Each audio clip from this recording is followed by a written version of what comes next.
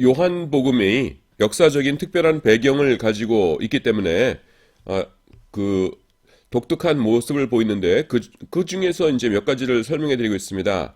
다른 복음서들에 비해서 강화가 많이 나타난다. 강화라는 게 뭐라고 했습니까? 예수님의 말씀, 성경 말씀 가운데서 예수님께서 직접 하신 말씀, 빨간색으로 써 있는 것들이 쭉 많이 나오는 것, 이걸 강화라고 그런다고 했죠. 이거 대조되는 게 뭐라고 그랬어요? 예, 설화입니다. 설화는 내러티브라고 그러는 것인데 까망, 빨강 같은 것들이 이렇게 글자가 번갈아 나타나는 것이라고 했습니다. 그것이 지난주랜다. 지난 시간에 설명한 것이고, 그 다음에는 성경의 요한복음에 나타나는 독특한 표현 가운데 하나가, 용어 가운데 하나가 보혜사라는 것이에요. 성령님을 보혜사라고 부릅니다. 마테마가 누가복음에는 성령님을 보혜사라고 부르는 경우가 없어요. 근데 복음서 가운데서는 유일하게 요한복음에만 보혜사라는 용어가 등장합니다. 그런데 이 보혜사라는 용어가 뭐냐면은 파라클레토스라는 그 헬라어를 번역한 것이에요. 이렇게 씁니다. 파라클레토스. 네. 파라클레토스인데 요건 이제 분석이 두 가지로 됩니다. 둘로 나눠집니다. 그래서 이렇게 나눠져요. 파라라는 건 뭐냐면 전치사입니다. 곁에. 그 누구 옆에, 내 옆에 이런 뜻이고요. 클레토스가 불린, 그러니까 부름받은 이런 뜻입니다. 이 칼레오라는 동사가 있어요. 헬라어에 칼레오 하면은 영어에 이제 콜입니다. 굉장히 음이 비슷해요. 칼레오 콜. 그래서 전 그 언어 전문가가 아니기 때문에 잘 모르겠지만 혹시 콜의 어원이 칼레오 아닐까 이렇게도 생각하는데 약간 부르다라는 뜻이에요. 자, 어떤 사람이 재판을 합니다. 이 사람이 이제 좋은 사람이고 이 사람이 나쁜 사람이에요. 그래서 두 사람이 이제 재판을 하게 됐어요. 이게 재판장이 이렇게 있고요. 책상에 앉아 있고 뒤에는 이제 그 사람들이 막 모여 있습니다. 그런데 그 A가 좋은 사람이고 B가 나쁜 사람인데 A는요. 그 법에 대해서 아는 게 별로 없어요. 그리고 말도 잘 못합니다. 그래서 재판장이 자 A씨 당신에 대해서 말씀해 보세요. 그러니까 존경하는 재판장님 제가 억울합니다. 이럽니다. 그러니까 글쎄 뭐가 억울한지 말씀해 보세요. 그랬더니만은 머릿속에서 막 맴도는데 입에서 나오질 않아요. 그래서 재판장님 제가 진짜로 억울하거든요. 이러고 있어요. 그러니까 재판장이 글쎄 말씀을 해보세요. 이럽니다. 계속 그러고 있으니까 답답해가지고 자 이제 B씨 말씀해보세요 해가지고서는 B가 말을 하기 시작합니다. 그랬더니만은 이 사람은 이제 법도 많이 배웠고 말도 잘해요. 그래가지고서는 존경하는 재판장님 그리고 이 자리에 모여주신 여러 신사숙녀 여러분 잠깐 제 말씀을 들어주시기 바랍니다. 먼저 민법 100 몇 조에 따르자면 이러면서 아주 청산유수로 말을 하는데 그 실제로 그 사건이 어떻게 된 건지 모르는 사람은 전부 다 A가 잘못하고 B가 잘했다고 생각하게 생겼어요. 왜냐하면 B가 너무 말을 잘하니까. 그래서 가만히 있다가는 A가 전부 다 뒤집어 쓰고 그럴 것 같습니다. 그래서 큰일 났다 해가지고서는 A가 이렇게 관중석을 이렇게 뭐라고 그러죠? 관중석? 하여간 사람들 이렇게 보았더니만은 저기 어떤 사람이 있는데 이 사람은 그 사건을 잘 알아요. 그래서 A가 옳다는 것도 알고 그 다음에는 말도 잘해요. 그리고 법에 대해서 공부도 많이 했어요. 그래서 얼른 부릅니다. 그래서 이렇게 와가지고서는 여기 옆에다 세워놓고서는 자네가 조금 있다가 재판장님이 말을 해보라고 그러거든. 나는 말 못하니까 자네가 내 대신 말 좀 해주게 하는 거예요. 그래서 그 다음부터는 요 사람이 C라고 할게요. C라는 사람이 와가지고서는 A씨 말해주세요. 그럼 제가 A를 대신해서 말씀드리겠습니다. 존경하는 재판장님 하면서 말을 기가 막히게 해줍니다. 여러분 이런 사람이 뭐예요? 변호인이죠. 변호인. 예, 변호인. 근데 지금 그 옆에 이 사람 옆에 있잖아. 옆에 클레토스 불려온 사람이에요. 옆에 불려온 사람. 여기다가 이렇게 불려온 사람. 그래서 파라클레토스의 1차적인 의미가 뭐냐면은 변호인입니다. 변호인. 변호해주는 사람. 그런데요. 그 성령님을 파라클레토스라고 불렀어요. 근데 이걸 뭐라고 번역할지 모르겠으니까 우리 성경책이 19세기 말에 처음 번역됐지 않습니까? 그러니까 보호해주고 은혜를 베풀어 주시는 분 해가지고서는 보혜사 이렇게 해놨어요. 굉장히 어려운 말이죠. 근데 그때는 이제 변호사 이런 말이 없었으니까 요즘 다시 번역을 하려면은 그냥 변호사 이렇게 하면 되는데 조선시대 말에는 그런 게 없었으니까 그냥 파라클레토스 옆에 불려와가지고서는 도와주시는 분, 그러니까 보호해 주시고 은혜를 베푸시는 분 이렇게 한 겁니다. 그래서 많이 복잡한데 그 변호사란 뜻이에요. 그런데 여러분 성령님을 왜 변호사라고 불렀겠어요? 다른 마태복음, 그 다음에 마가복음, 그 다음에 누가복음의 경우에는 성령님께 요구하는 것이 능력이죠. 그 귀신을 쫓아내고 병든 자를 고쳐주시는 능력입니다. 어떤 그 파워죠. 근데 요한복음의 경우에는 뭐예요? 지금 회당과 교회가 커다란 논쟁 가운데 있었다고 했죠. 논쟁 가운데에서 이겨야지만 기독교라고 하는 이 종교가 살아남고 복음이 퍼질 수 있는 겁니다. 그러니까 성령님께 요구하는 것이 뭐예요? 말 잘하게 해주세요 라는 겁니다. 여러분 말 잘하는 사람이 누구예요? 그게 변호사죠. 변호인. 그래서 성령님을 변호인이라고 하는 겁니다. 성령님 나와 함께 해주셔서 제발 말을 잘해서 저 회당의 유대인들을 이길 수 있도록 해주세요 라는 것이 그 사람들의 소원이었어요. 그래서 그 성령님을 변호인이라고 합니다. 자, 그런데요, 이 파라클레토스라는 단어가 요한복음에만 등장하는 것이 아니에요. 한 군데 더 나옵니다. 그게 어디냐면은 요한 1서 요한 1서 2장 1절에 나옵니다. 거기 보시면 뭐라고 나오냐면은 나의 자녀들아 내가 이것을 너희에게 쓰면 너희로 죄를 범치 않게 하려 함이라. 만약 누가 죄를 범하면 아버지 앞에서 우리에게 뭐라고요? 대언자가 있으니 대언자가 있으니 곧 의로우신 예수 그리스도시다. 이렇게 했죠. 대언자라는 게 뭐예요? 그 대신할 때 자다가 말씀 언자에다가 그 사람이라고 할 때 자자예요. 그래서 말을 대신해 주는 사람, 대신해서 말해 주는 사람입니다. 대언자. 그런데 요게 그 헬라어로 뭐냐면은 이게 또 파라클레토스입니다. 파라클레토스. 그래서 우리 성경에서 파라클레토스라는 단어를 요한복음에서는 보혜사라고 해놓고요. 요한 1서에서는 대언자라고 해놨어요. 근데 두 경우 모두 다 그 의미는 뭐냐면은 변호사예요. 변호사. 변호인, 변호사입니다. 여러분들이 내가 변호인, 변호사 그러니까 변호인은 뭐고 변호사는 뭔데요? 그럴 텐데 변호인이라는 것이 좀 넓은 개념이고요. 변호사가 좀 좁은 개념이에요. 그러니까 법정에서 이 곤란 당하는 사람을 위해서 대신해서 이렇게 변호해서 말해주는 사람을 전체 통틀어서 변호인이라고 하고, 그 다음에는 우리나라에서 옛날에 사법고시 합격했거나 아니면은 법률 전문 대학원을 나와서 국가에서 인정하는 소정의 자격을 갖춘 사람을 변호사라고 하지요. 그래서 변호사라는 것이 좀 좁은 개념입니다. 그래서 변호사는 약간 전문 개념이고 변호인이라는 것은 좀 일반적인 개념이에요. 그 둘은 이제 구별되는데 여기서는 대한민국 사법고시 합격한 사람을 말하는 거가 아니기 때문에 제가 아까부터 그냥 계속 변호인 그렇게 말하고 있어요. 근데 여러분들이 변호사라는 단어에 익숙하기 때문에 변호사는 뭐고 변호인은 뭐야 그럴까봐 그냥 잠깐 설명을 해드립니다.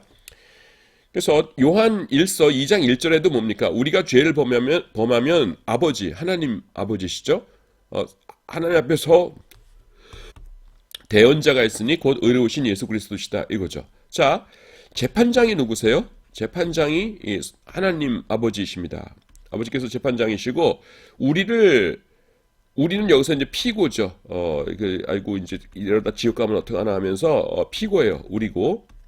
그 다음에는 원고가 누구겠어요? 이 사탄입니다. 사탄 마귀 나쁜 녀석이 있고요. 그 다음에는 그 변호사가 누구라고요? 변호사가 예수님이신 거예요. 예수님. 자, 법정에서 이렇게 된단 말입니다. 재판관이신 하나님께서 이제 우리를 불러내시죠. 저라고 해보세요. 김병국. 그러면은 사탄이 막 저를 공격을 합니다. 이 김병국은 나쁜 놈입니다. 이러이러한 죄를 졌으니까 지옥 가서 마땅합니다. 이렇게 해요. 그러면 저는 그 사탄이 하는 말이 다 옳은 말이니까 아무 말도 못하고 큰일 났다 그러고 있겠죠. 그때 누가 나서신다는 거예요? 의로우신 우리 주 예수 그리스도시라. 우리에게 대언자가 있으니. 그래서 예수님께서 탁 나서십니다. 그러면서 하나님 아버지 이 원고가 사탄이 하는 말이 다 맞습니다. 하지만은 하나님께서 약속해 주시기를 예수님을 믿는 사람은 누구든지 그 죄가 용서함 받고 천국 가게 하신다고 하지 않았습니까? 이 김병국이가 비록 나쁜 놈이긴 하지만은 평생 동안 나를 믿는 믿음을 잃지 않았고 나를 의지하면서 살았습니다. 그러니까 그 약속하신 말씀대로 김병국이를 죄를 용서해 주시고 천국 보내주시기 바랍니다. 그러면은 하나님께서 물으실 거예요. 너 정말로 예수님을 진심으로 믿었냐? 그러면은 아멘, 진심으로 믿었습니다. 그러면은 그래, 알았다. 그러면은 내가 약속한 대로 네 죄는 다 사해지고 이제 천국 간다. 이렇게 해주신다는 겁니다. 이게 뭐예요? 변호사, 예수님의 역할이라는 거예요. 여러분, 이거요, 가만 생각해 보십시오.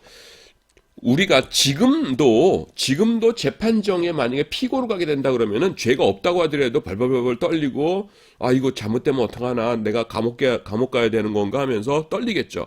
그런데 나중에 나의 모든 것을 다 하시는 하나님 앞에서 내가 서야 된다면은 얼마나 두렵고 떨리겠어요. 그런데 성경은 뭐라고 말씀합니까? 내가 혼자가 아닐 거라는 겁니다. 내가 알아서 그 재판을 견뎌야 되는 것이 아니라 우리에게 누가 계시다고요? 대언자가 계시다. 파라클레토스가 되시다. 변호사가 계시다.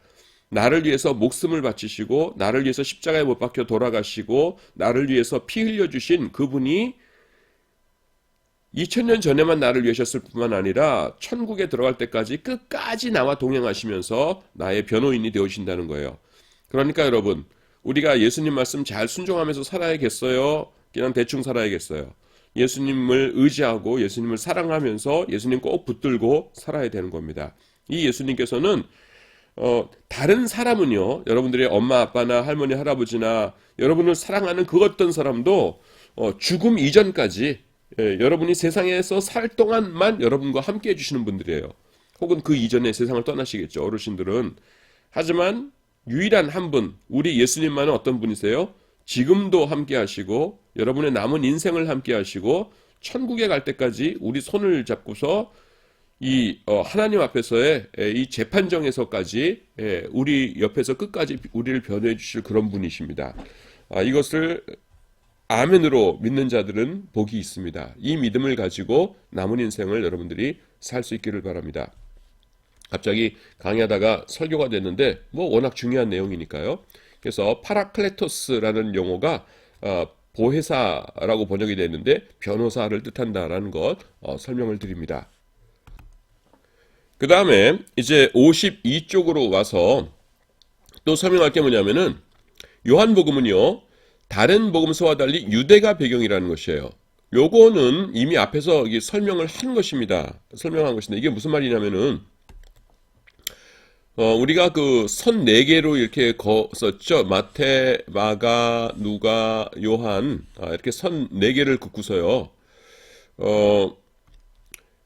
그 예수님의 탄생은 마태복음과 누가복음만에 있고, 그 다음에는 그 세례 요한이 죽기 전까지 남쪽 유다에서 사역한 것은 요한복음에만 있다 말씀드렸죠.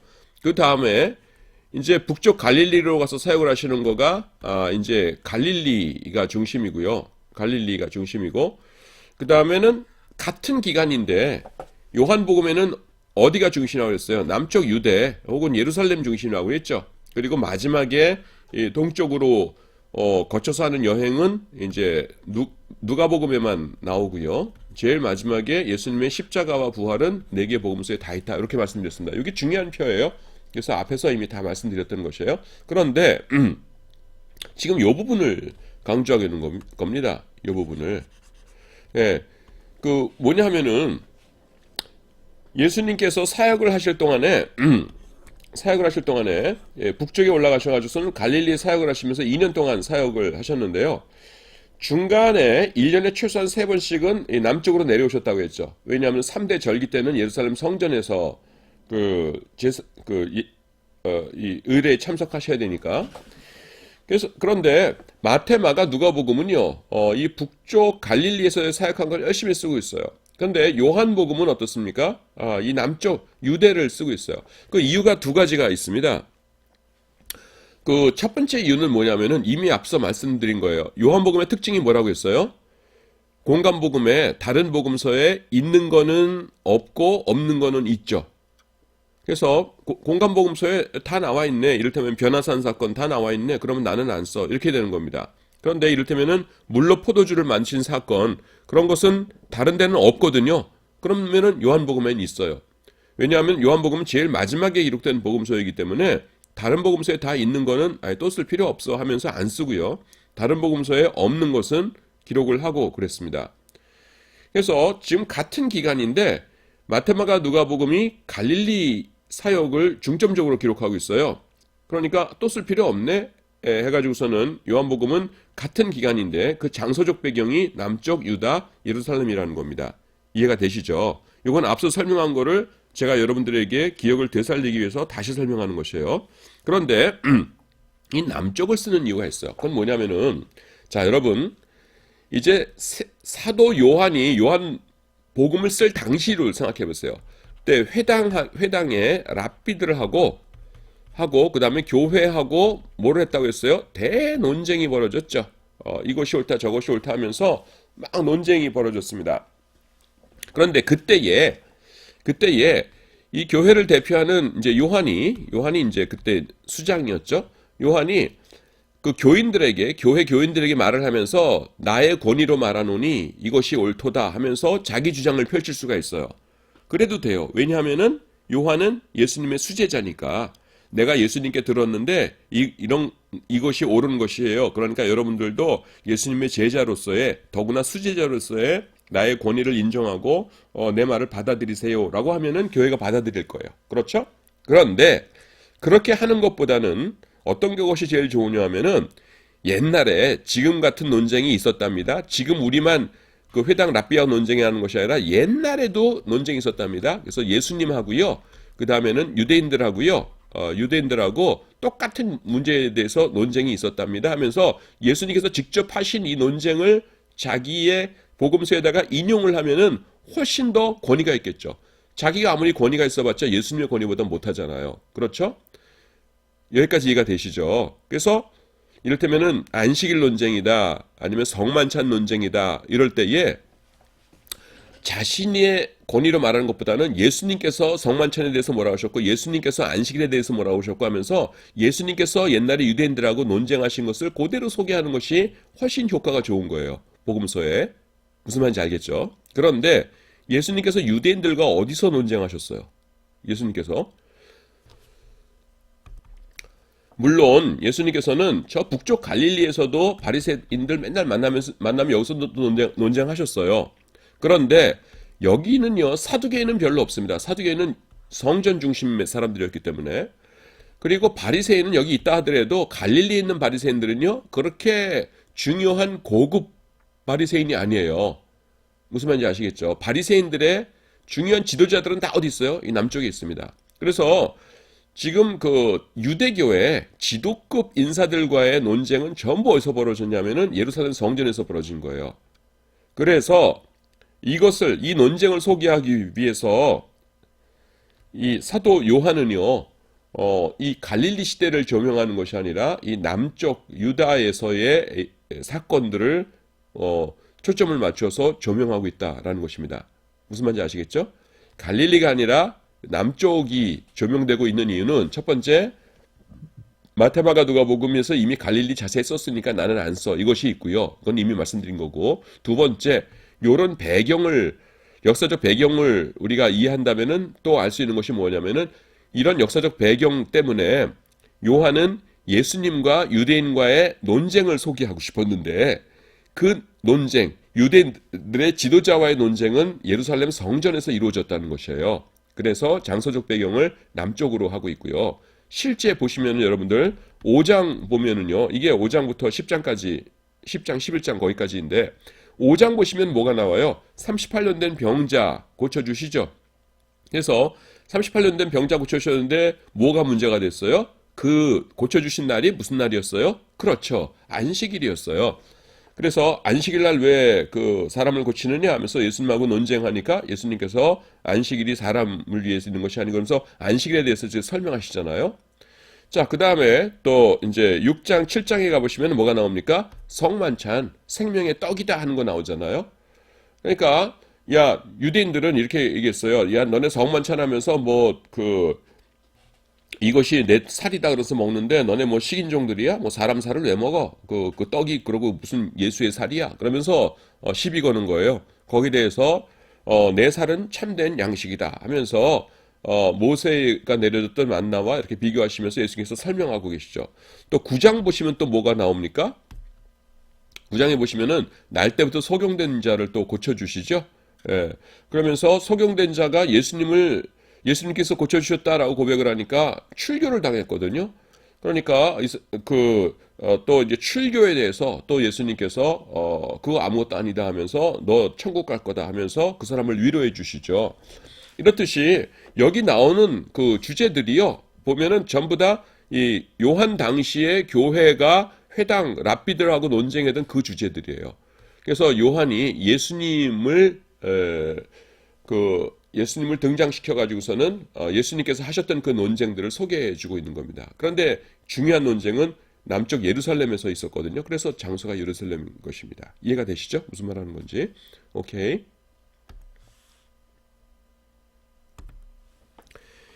자, 이제 여러분 53쪽입니다. 페이지 53. 53쪽 보면은 아까 설명했던 것도 여기도 좀 자세하게 했는데 설화보다는 강화 위주다. 그래서 내러티브를 설화라고 번역하고 디스코스를 강화라고 번역을 해요. 네, 말씀 설자, 이제 말씀 강자 이렇게 되는데요. 그거 이제 설명했습니다. 그래서 강화라는 건 뭐예요? 예수님의 말씀 자체로 쭉 채워져 있는 거고, 설화는 뭡니까? 사람이 한마디 하고 예수님이 한마디 하시고, 설명 나오고, 또 딴 사람이 한마디 하고 예수님 한 명 하시고, 설명 나오고, 이런 식으로 나가는 거를 설화라고 그랬죠. 근데 요한복음은 강화 위주입니다. 요한복음과 대조되는 성경이 어떤 거라고 아까 했어요? 예, 마가복음입니다. 마가복음은 뭐예요? 그 설화 위주예요. 그래서 마가복음은 군인들을 대상으로 한 것이기 때문에 이렇게 역동적입니다. 그래서 예수님께서 귀신을 쫓아내셨다. 예수님께서 이렇게 병마를 쫓아내셨다. 이런 것들이 굉장히 많이 나와요.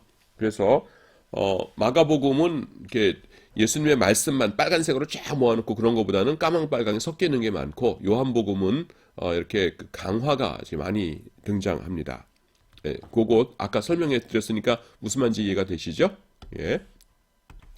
자, 이번에는 그 바로 밑에 있는 요한복음의 첫 독자들에 대해서 설명을 하도록 하겠습니다. 자, 여러분 마태복음의 경우에는 첫 독자들, 그러니까 마태복음이 염두에 두었던 독자들이 어떤 사람들이라고 했어요? 그렇죠. 유대인들이죠. 그 증거가 어디 나타나요? 1장에 보면 너무 뚜렷하게 나타나요. 1장 1절에 뭐라고 나와요? 아브라함과 다윗의 자손 예수 그리스도의 계보라, 이렇게 시작되죠.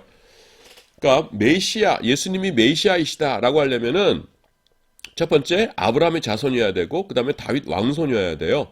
그러니까 그 1장 1절 시작되자마자 아브라함과 다윗의 자손 예수 그리스도의 계보라, 이렇게 나온 거고, 딴 사람이 그거 진짜유? 하고 물어볼 수 있으니까 내가 증거를 알려드리이다 하면서 뭐예요? 족보를 딱 제시하죠.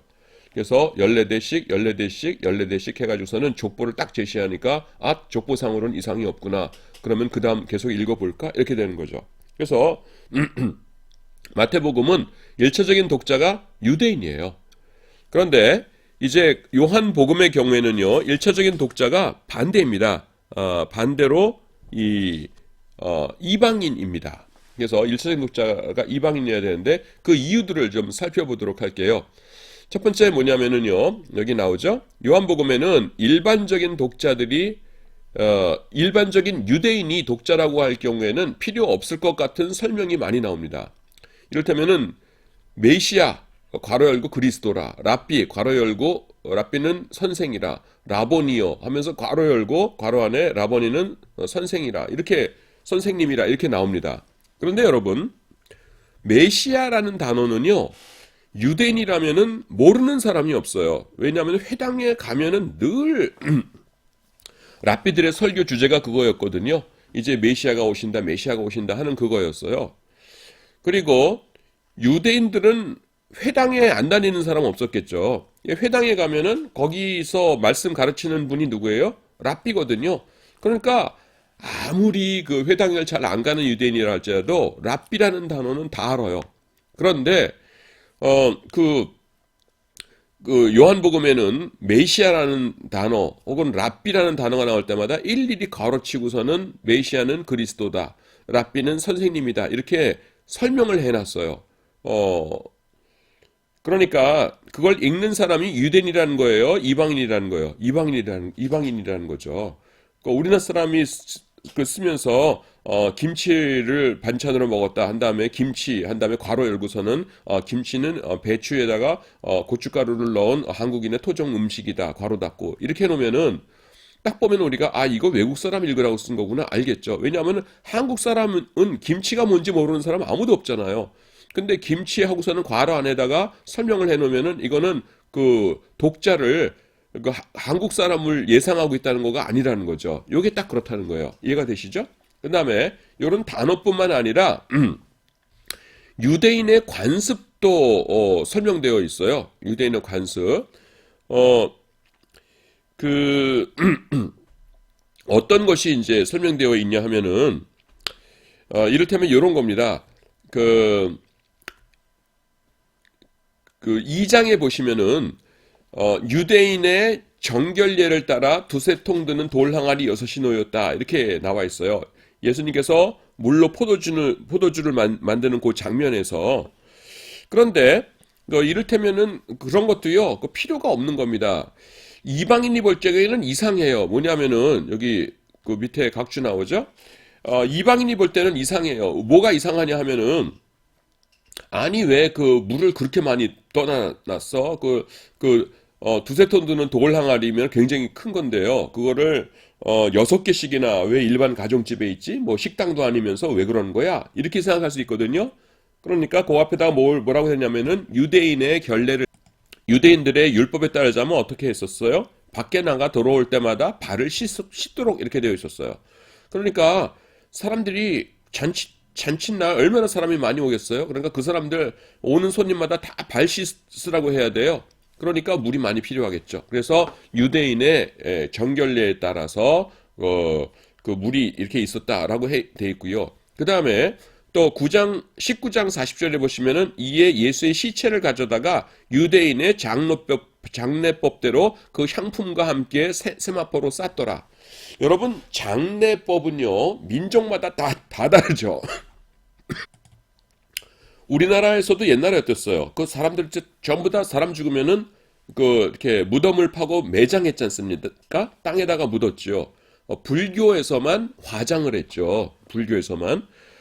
그리고 티벳 이런 데 가면 여러분들 잘 알죠? 그 사람들은 시신을 어떻게 처리합니까? 조장이라고 해가지고서는 새한테 먹히도록 하잖아요. 또 알래스카 옛날에 원주민들은 어떻게 했어요? 북극곰이나 이런 짐승들에게 시신을 주어서 먹도록 이렇게 했어요. 근데 그게 야만적이고, 어떻게 짐승한테 시신을 줘? 우리는 그렇게 생각하지만은, 나름대로 합리적인 이유가 있어요. 왜냐하면은, 에스키모들 살고 그러는 데는요, 1년 내내 시체가 썩질 않습니다. 그리고 거기는 얼음 땅이기 때문에 파묻을 흙도 없어요. 그러니까 이 뒤에 있는 동네 뒤에 몇백 년 전부터 죽은 사람들의 시체가 썩지도 않고 계속 몇백 개가 시체가 있다고 해보세요. 그거 어떻게 살겠어요? 그러니까 그냥 짐승들에게 이제 주는 그런 것이 이제 발달을 한 겁니다. 그렇듯이 각 나라마다 이제 시신을 처리하는 장례법들은 다 달라요. 그런데 유대인들은 어떻게 했냐면은 세마포로 이렇게 싸가지고요. 그러니까 옛날 여러분들이 기저귀를 본 적이 있나 모르겠는데 아기 기저귀 그런 거예요. 길다란 천으로 이렇게 돌돌 싸고 향품 냄새 나지 말라고 향품을 이렇게 놓고 또 이렇게 싸고 이렇게 몇 번씩 이렇게 반복했거든요. 근데 그 향품과 함께 세마포로 쌌더라. 이런 것도 유대인들은 자기네 가족 중에서 어르신들 돌아가시면은 그렇게 하는 걸 다 봤잖아요. 그러니까 설명이 필요 없어요.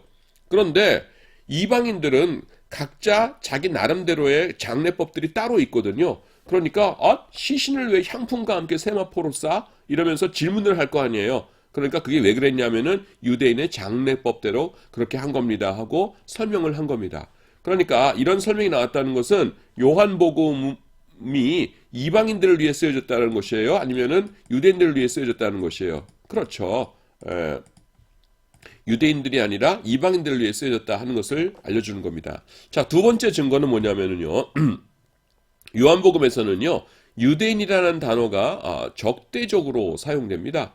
적대적으로 사용이 돼요. 자, 우선 살펴봐야 될 게 뭐냐면은 이건 두 가지를 이제 나눠서 살펴봐야 되는데요. 다른 복음서에서는 대제사장 사두개인 등의 다른 호칭을 사용해서 지칭했을 부분에서도 요한복음에서는 유대인이라는 통합적 명칭을 사용합니다. 이게 무슨 말이냐면은 자, 그 마태복음의 예를 들어보세요. 마태복음은 대상이 누구예요? 대상이 유대인이라고 했죠. 그러니까 마태복음에서는 뭐 사두개인, 이를테면 바리새인, 그 다음에 대제사장, 뭐 제사장, 뭐 장로, 그 다음에는 헤롯 당원, 뭐 이런 단어들이 그냥 자연스럽게 쭉쭉 나와요. 왜냐하면은 그 대상이 유대인들이니까 유대인들은 다 알거든요. 사두개인이 뭐고 바리새인이 뭐고 그런지를. 근데 요한복음의 경우에는 이것들을 다 뭉뚱그려서 뭐라고 부르냐면은 그냥 유대인 이렇게 부릅니다. 뭘 뜻해요?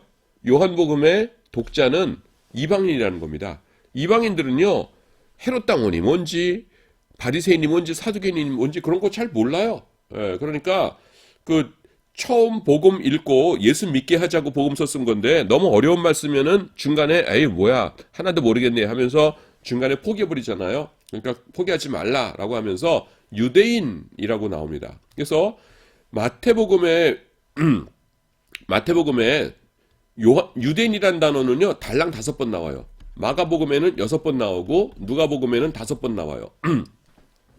마태복음에 5번만 유대인이라고 나오고 나머지는 전부 어떻게 나온다는 거예요? 사두개인, 바리새인, 대제사장 이런 식으로 세세한 이름들이 다 등장한다는 겁니다. 그래서 마태, 마가, 누가복음을 합해봤자 유대인이라는 단어가 달랑 16번이에요. 이게 5 더하기 6 더하기 5 하면 16이잖아요. 근데 요한복음에는 유대인이라는 단어가 몇 번 나오냐면은 요한복음 한 군데 69회 등장합니다. 헬라어 원어로 한글 성경 말고요. 69회 등장해요. 그건 뭐를 뜻해요? 요한복음은 유대인들을 읽으라는 것이 아니라 이방인들을 읽으라는 거라는 겁니다. 그래서 이방인들은 유대인이라는 단어는 다 아니까 괜히 그 사람한테 바리새인 뭐 헤롯 당원 그러면 이게 뭐예요? 그러면서 모를 거 아니에요. 그래서 69회나 등장해요. 그런데 이 유대인이 69회나 등장하면서 유대인들을 긍정적으로 묘사하는 게 몇 번 있냐 하면은 달랑 한 번 나옵니다. 어디냐면은 요한복음 4장에 보시면은 예수님께서 사마리아 수거성 여인과 대화를 나누시다 말고서 구원은 유대인에게서 남이니라 이렇게 말씀하세요. 그 부분은 유대인을 긍정적으로 하는 거예요. 유대인들이 읽으면서 기분이 좋아요. 그렇지. 구원은 우리 유대인에게서 나는 거지. 아하 기분 좋더다 하면서 기분 좋아요. 근데 달랑 그거 하나예요. 나머지는 뭐냐면은 요한복음에 나오는 유대인들은 전부 다 예수님의 대적들이에요.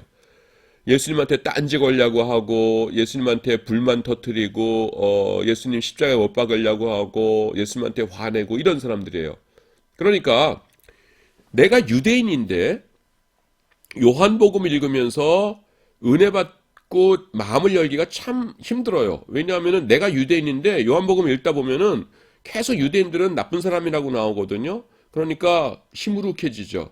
마음이 안 좋아지죠. 좀 요한복음은 좀 그런 경향이 있어요. 근데 그러니까 그건 뭘 반증하는 것이에요? 요한복음을 쓸 때 누가 읽을 것을 기대하면서 쓴 거다? 유대인이 아니라 이방인들이 읽고 예수님을 믿게 될 것을 기대하면서 썼다라는 것입니다. 근데 그게 왜 그러냐면은 이 마태, 마가, 누가복음이 쓰여질 당시에는요. 마태, 마가, 누가복음이 쓰여질 당시에는 회당에서 예수님을 믿는 유대인들이 쫓겨났어요? 안 쫓겨났어요? 아직 안 쫓겨났어요. 그리고 그 안에서도 전도가 활발해가지고서는 이미 예수님을 믿고 싶은 유대인들은 다 예수님을 믿은 상태예요. 그리고 요한복음이 기록될 당시는 뭐예요? 교회가 완전히 회당으로부터 분리돼가지고서는 이제 회당에 남아있는 사람은 어떤 사람만 남아있어요? 예수님을 대적하고 예수님 믿는 사람 핍박하고 그런 유대인들만 남아있는 거예요. 그러니까 이제는 전도는 이방인들에게 해야 되는 거다. 이런 생각이 강했던 시절이죠. 그래서 요한복음은 이방인들을 위한 복음서다라는 것입니다. 자, 또 그 다음에 세 번째로 보시면은 요한복음에는 세상이라는 단어가요 78회나 등장합니다. 마태복음에는 17번, 마가복음에는 달랑 2번, 누가복음에는 6번이에요.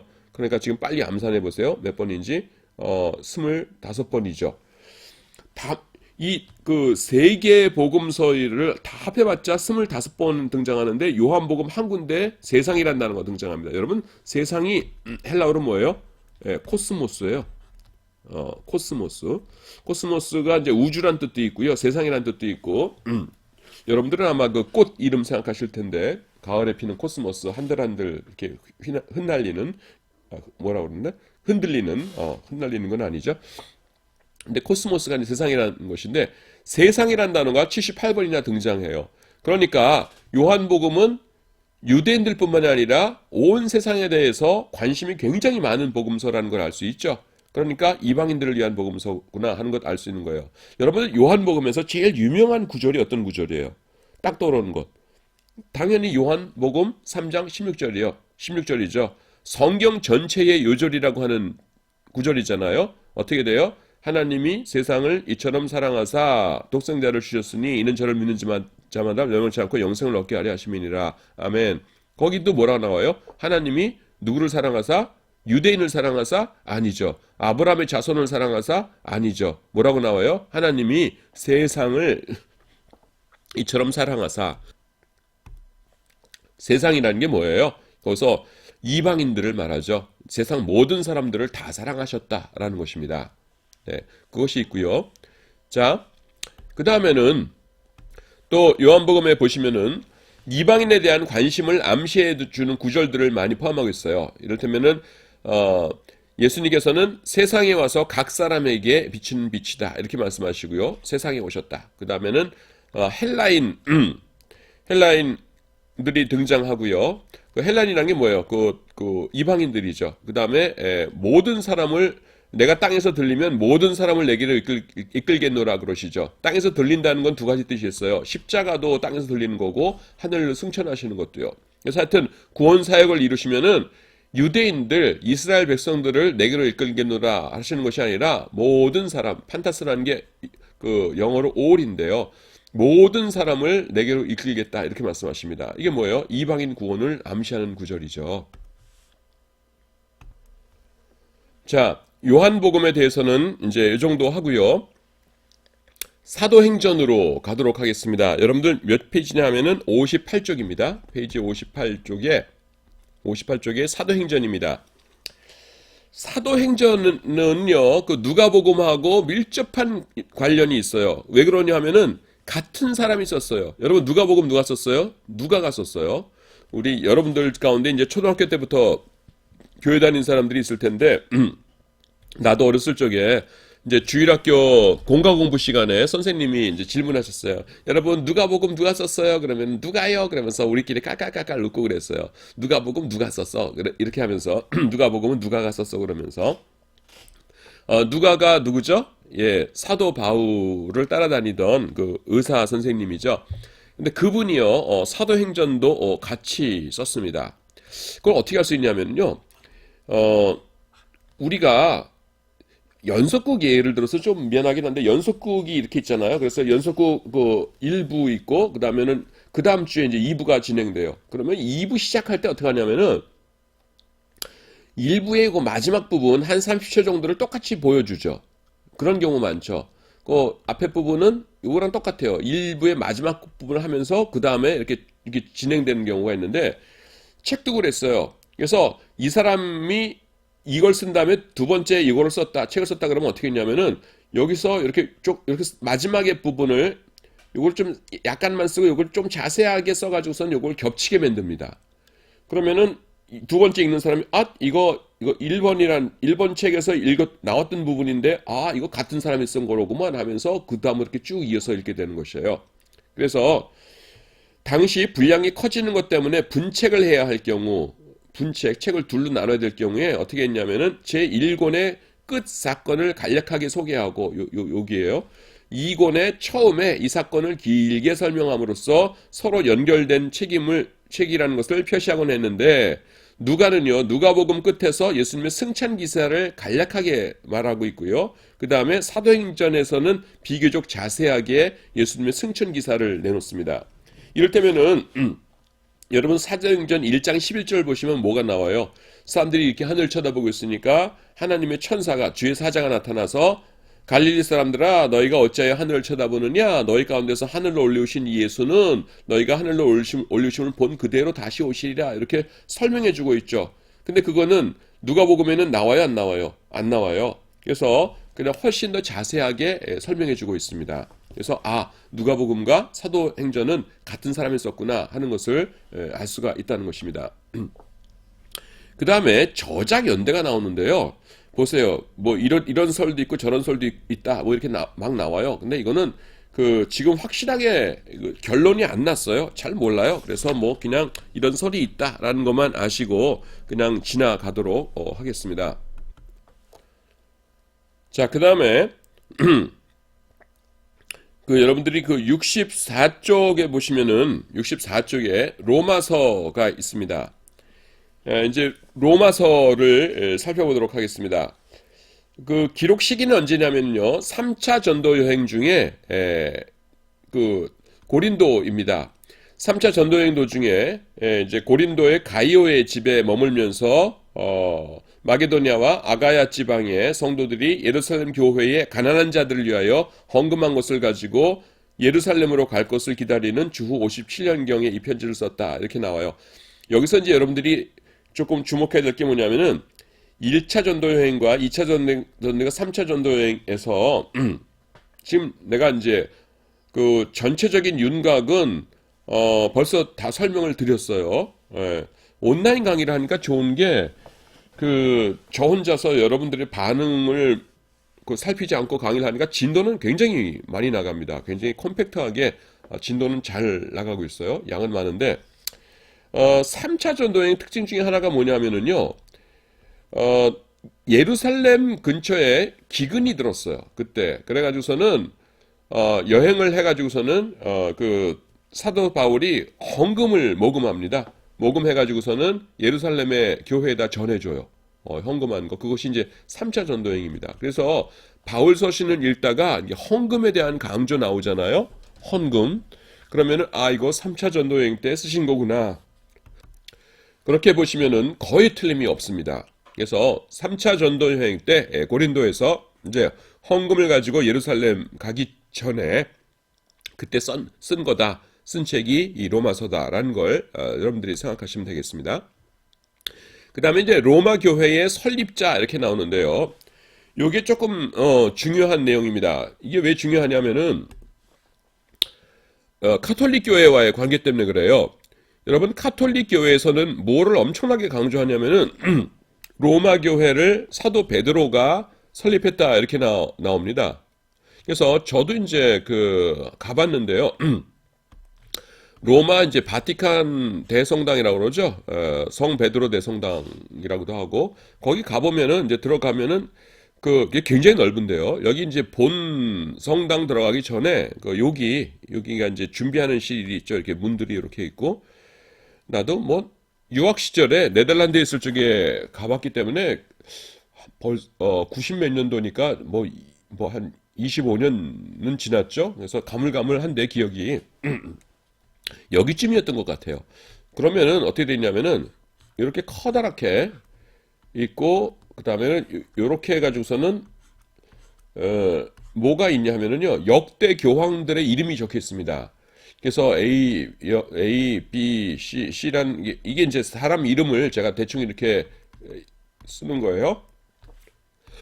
근데 다른 사람은 이렇게 조그맣게 써놓는데 여기 맨 앞에 뭐냐면은 베드로, 페트로스 하면서 베드로 해가지고 라틴어로 이따만 이렇게 해놨어요. 그거 뭐냐면은 이 로마 교회를 처음 만드신 분은 베드로다라는 거죠. 그래서 이따만 이렇게 크게 베드로의 이름만 크게 써놨습니다.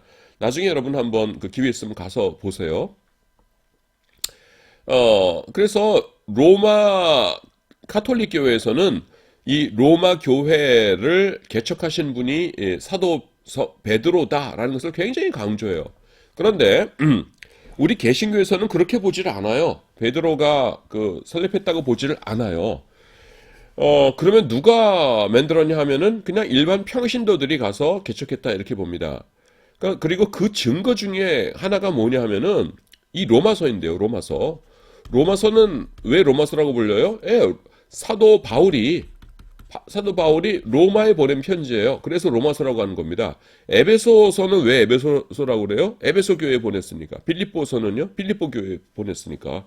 예. 그래서 로마 교회에 보낸 편지가 로마서인데요. 로마서가 몇 장까지 있냐면 16장까지 있거든요. 1장부터 16장까지 중에서 베드로라는 이름이 단 한 번도 등장하지 않습니다. 근데 여러분, 로마 교회를 설립한 분이 만약에 베드로라면은요, 바울이 로마 교회 교인들에게 편지를 보내면서 베드로의 이름을 한 번도 언급을 안 할 수는 없는 거예요.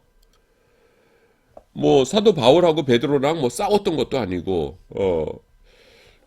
지금 로마 교회 사람들은 만약에 베드로가 설립을 했다면은 베드로를 분명히 다들 기억하고 있을 텐데 다른 사람이 설립한 교회에다 편지를 보내면서 그 설립한 사도의 안부도 묻지 않고 그 사람의 소식도 묻지 않고 그분에 대해서 아무런 언급도 편지를 보낸다는 것은 굉장히 예의가 없는 겁니다. 그 사도들끼리 초대교회에 그럴 수가 없는 것이에요. 그래서 로마 카톨릭 교회에서는 굉장히 가슴 아파하는 일입니다. 왜냐하면은 자기네들은 로마 교회를 사도 베드로께서 설립하셨다 이렇게 간절하게 믿고 싶은데 제일 중요한 책이 로마서인데 로마서에 베드로라는 이름이 단 한 번도 등장하지 않습니다. 그래서 아이고 이거 참 안타깝다 하고들 생각하는 부분이에요. 그리고 조금 전에 내가 뭐라고 얘기했냐면은 로마 교회는 일반 평신도들이 세웠을 거다라고 하잖아요. 거기에 대해서는 근거가 있어요. 그 근거가 이제 지금부터 이제 설명을 할 텐데요. 그게 뭐냐면은 자 여기 로마가 있고 그 다음에는 이제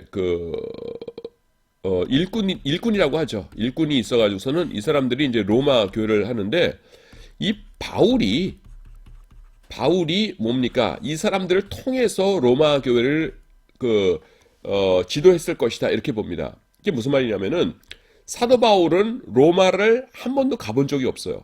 그런데요, 로마서의 내용을 보면은요, 굉장히 권위가 있어요. 바울이 너희는 이렇게 하라, 저렇게 하라, 이렇게 하라 하면서 쫙 쓰는 거가 뭐냐면은 직접 자기가 개척한 교회인 것처럼 아주 권위 있게 로마 교인들에게 명령을 합니다. 그건 뭐냐면은 사도 바울이 자신의 사람들을 통해서 로마 교회를 통솔하고 있었을 가능성이 높다는 겁니다. 이를테면은 로마 교인들을 자녀라고 하고 로마 교회를 개척하고 이렇게 지도한 사람들을 영적인 아버지라고 하면은 사도 바울은 이들의 또 아버지니까 할아버지쯤 되는 거죠. 그러니까 바울이 직접 로마에 와서 개척을 하고 지도는 안 했지만은 로마는 세계의 그 당시에 지중해 지역 근처의 전체 수도였기 때문에 사람들이 수시로 드나들던 곳이에요. 그러니까 바울이 로마로 가는 사람들 편을 통해서 수시로 이 사람들을 지도했다라는 것이죠. 예, 그래서 이 사람들을 통해서 지도를 했기 때문에 로마에 편지를 보내면서 그렇게 권위적으로 당신들 이러면 안 된다 이렇게 하라 하면서 편지를 보내고요. 또 로마에 그 사람들이 지금 어떤 상황이다라는 것을 꿰뚫고 있어요. 사도 바울이. 로마서에 보면은 분명히 사도 바울이 직접 개척하신 곳은 아닌데도 불구하고 그 사람들의 영적 상태와 그 사람들의 문제와 로마 교회의 상황에 대해서 잘 알고 있는 것을 볼 수 있습니다. 어떻게 그렇게 잘 알아요? 그 중간에 다른 사람들을 통해서 듣고 그 사람들에게 지시를 내리고 평소에 그렇게 하셨던 것이죠. 그렇기 때문에 그걸 잘 알 수 있다라는 것입니다. 그 다음에 이제 이 사람들이 목사님, 교수님, 저에게 여러분들이 이 사람들이 존재했다는 것을 그 증거가 어딨나요? 라고 하면은 그 증거가 뭐냐면은 로마서 16장이에요. 로마서 16장이요. 다른 책과는 전혀 다릅니다. 그래서 로마서 16장의 존재가 그것을 증거하고 있다는 것을 여러분들에게 알려주고 싶습니다. 그거는 이제 조금 쉬었다가 다음 시간에 여러분들에게 거기에 대해서는 자세하게 이렇게 설명을 해 주도록 하겠습니다. 자, 로마서 16장은 다음 시간에 하고, 요번 시간은 일단 여기서 마치는 거로 할게요.